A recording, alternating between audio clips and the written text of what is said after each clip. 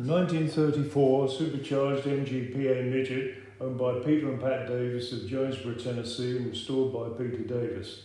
I'm going to show you some of the features of the car. The engine is 4-cylinder, 847cc, and single overhead camshaft, driven by bevel gears through the armature shaft of the vertically mounted generator on the front of the engine. Design goes back to the Spino-Suiza aero engines of the First World War.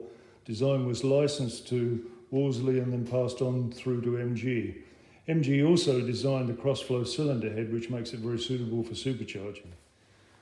The crankshaft-driven Roots blower is very similar to the Marshall setups that they had on the MG team cars in the early 30s, fed from a single large SU carburetor, and the compressed mixture at about 10 psi boost is fed up to the inlet manifold. There's a small oil reservoir at the back that keeps the gears lubricated. Comprehensive instrumentation with a chronometric rev counter that doubles as a speedometer with the miles per hour in third and fourth gears on inner scales. And there's temperature, boost pressure, amps, oil pressure, plus all the associated switchgear and mileometer. Twin fuel lines from the tank to be able to change over from the main to the reserve level through the valve controlled by a knob on the dash. Central oiling points through on each side of the chassis that go to the spring shackles, the steering box and the brake cables.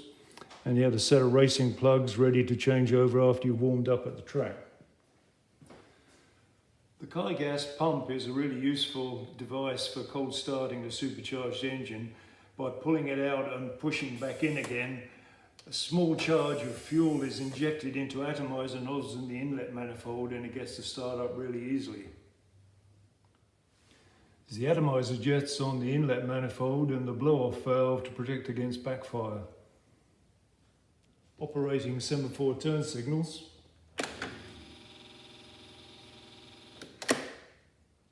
Back in the early 30s, the single filament headlamps were dipped by rotating the reflectors downwards using a solenoid mounted inside the headlamp shell.